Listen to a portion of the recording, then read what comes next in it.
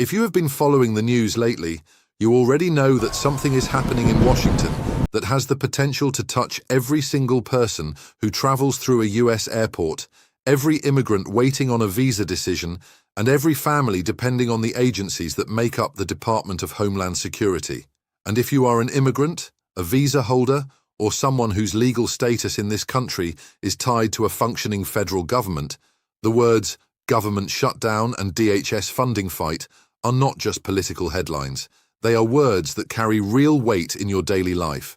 So today, we are going to break this down carefully, clearly, and completely, because understanding what is actually happening and what it means for you specifically is far more important than the noise you may be hearing from political commentators or sensationalized news reports. Let us start with what we know right now. There is an ongoing funding dispute in the United States Congress centered around the Department of Homeland Security.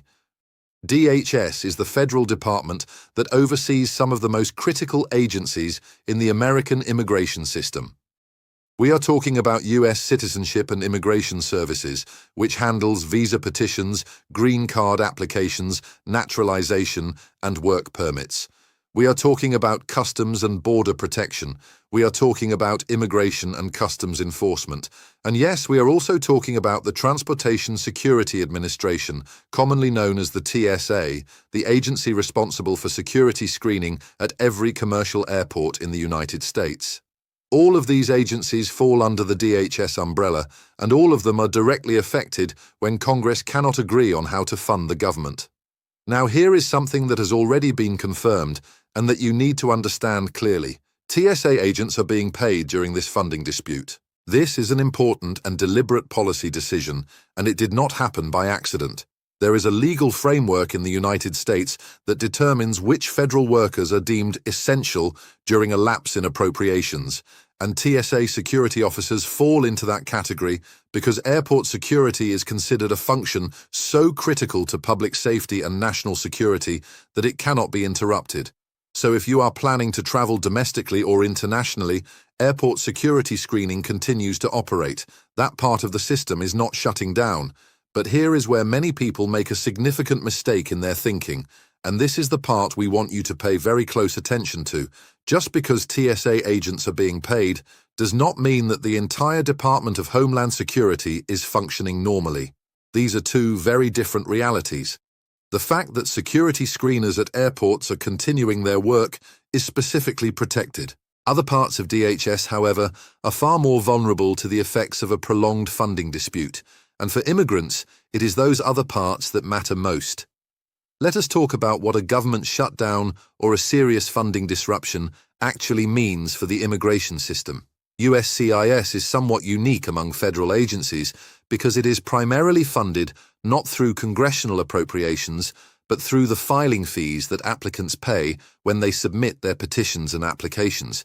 This means that in theory, USCIS has some insulation from the immediate effects of a government funding lapse. However, and this is very important, that insulation is not absolute.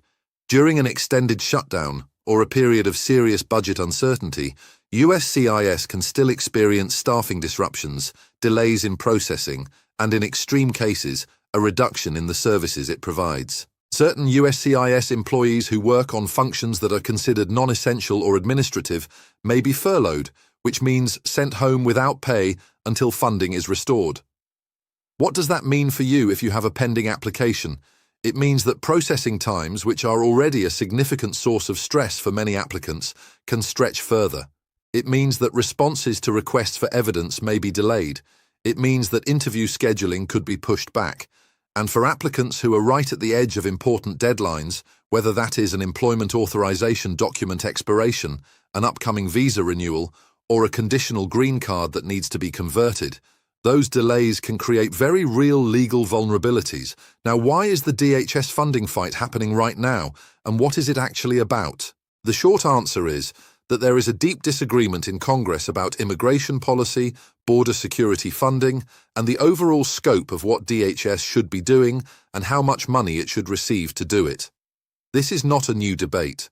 Funding battles over DHS have occurred multiple times in the past decade, and they tend to become especially intense when immigration itself is a major political flashpoint, which it currently is. Some lawmakers are pushing for increased funding tied to specific immigration enforcement priorities. Others are resisting those conditions. And in between these two political forces, there are millions of immigrants, visa holders, green card applicants, and US citizens with immigrant family members who are simply trying to understand what this means for their lives. There is also another dimension to this situation that we want to explain carefully, because it affects both immigrants and ordinary American travelers. When federal workers, even essential workers, are required to work without confirmed pay or in situations of financial uncertainty, morale and operational effectiveness can suffer. We saw this happen during previous government shutdowns, when TSA call-outs and absences spiked significantly at airports across the country, leading to longer lines, delays, and disruptions. Even when agents are technically being paid, the uncertainty surrounding a funding fight creates a level of institutional stress that has real consequences for the quality of service being delivered. For international travelers, for immigrants traveling on visa stamps, for people with advance parole documents, for green card holders entering the United States from abroad, a disrupted or understaffed CBP operation at ports of entry is not a minor inconvenience. It is a situation that can create genuine complications. We want to be very clear. We are not saying that your entry will be denied because of a funding dispute, but we are saying that delays, longer processing times at ports of entry, and reduced staffing at certain locations are real possibilities during periods of government funding uncertainty. And for anyone traveling with documents that have tight validity windows or complicated status situations, those delays can matter. So what should you actually do with this information? Let us walk through some practical, calm, and measured awareness steps that apply to different groups of people who are watching this channel. If you are currently in the process of a USCIS application, whether that is an H-1B petition, a green card application, an adjustment of status filing, a work permit renewal, or anything else, the most important thing you can do right now is make sure that all your paperwork is in order, all your fees are paid, and all your submissions have been sent in with enough lead time built in to account for potential delays. Do not wait until the last possible moment to file anything important. The window between everything is fine and my application is at risk because of delays can close very quickly during periods of government disruption. If you are a visa holder whose employment authorization document is approaching its expiration date, you need to be aware of the automatic extension rules that USCIS provides in certain categories. Under specific circumstances, if you have filed for a renewal before your current EAD expires, you may be entitled to an automatic extension of your work authorization while your case is pending. However, this automatic extension has conditions and limitations that vary by visa category, and it is not universal.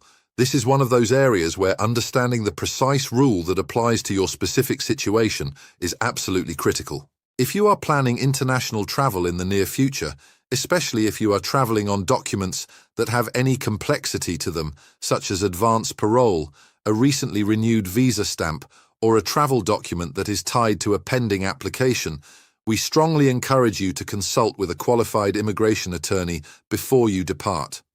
The reason for this is not to alarm you, but to ensure that you understand what your re-entry rights are, what documents you need to carry, and what the potential risk points are given the current environment of government funding uncertainty. If you are a green card holder planning routine travel, your situation is generally more stable because a lawful permanent resident has stronger re-entry rights than a non-immigrant visa holder.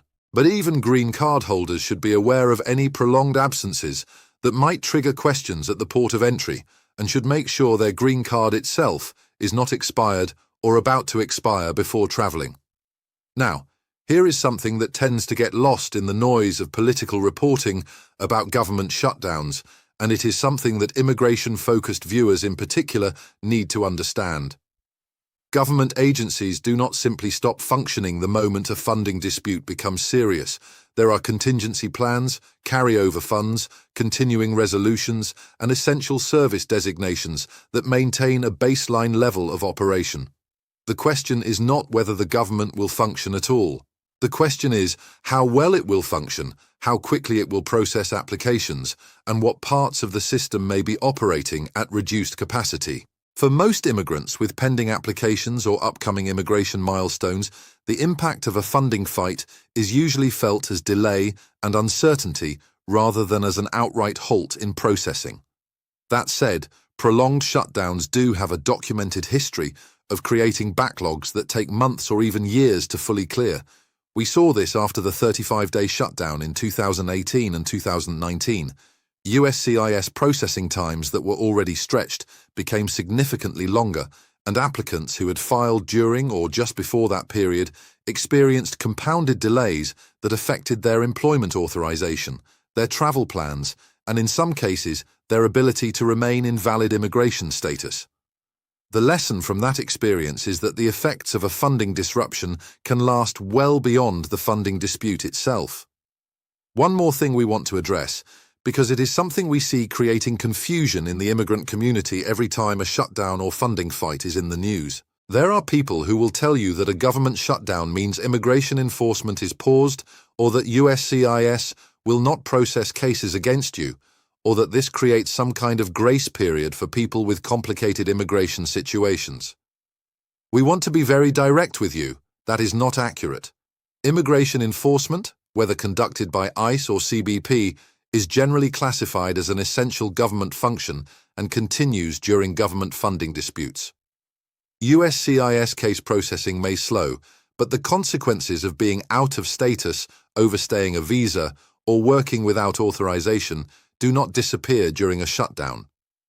Do not make decisions based on the mistaken belief that a funding fight changes the rules of immigration law for you. Staying informed, staying prepared, and working with qualified professionals when your situation is complex is always the right approach, regardless of what is happening politically in Washington. Immigration law does not pause for politics, and neither should your attention to your own case.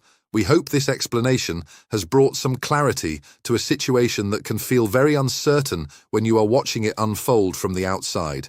If you are new to this channel, we want you to know that global immigration news exists specifically for viewers like you, people who need clear, reliable, and professionally presented immigration information without the drama or the exaggeration that so often surrounds this topic. Every video we publish is designed to help you understand what is actually happening and what it actually means for your life in the United States. If that kind of trustworthy, consistent immigration coverage is valuable to you, please subscribe to this channel and turn on your notifications so that you never miss an important update. We also want to make sure you know about our WhatsApp channel, where we send out timely immigration alerts, breaking updates, and important reminders about deadlines and policy changes that could affect your case. The link to join that channel is in the description below.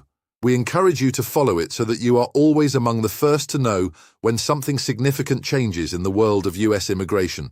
To bring everything together and leave you with the most important points from today's video, TSA agents are being paid during the current DHS funding dispute because airport security is classified as an essential government function and travel through US airports continues to operate.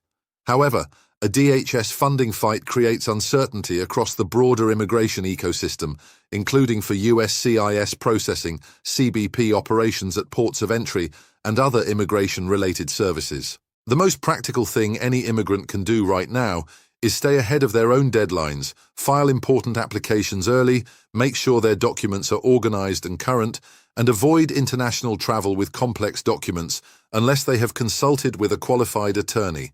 Government funding disputes do not pause immigration law or immigration enforcement, and decisions based on the assumption that they do can have serious consequences. And finally, the best protection against confusion and uncertainty in the immigration system is reliable information, careful preparation, and professional guidance when your situation requires it. Stay informed, stay prepared, and we will continue to be here to help you navigate whatever comes next.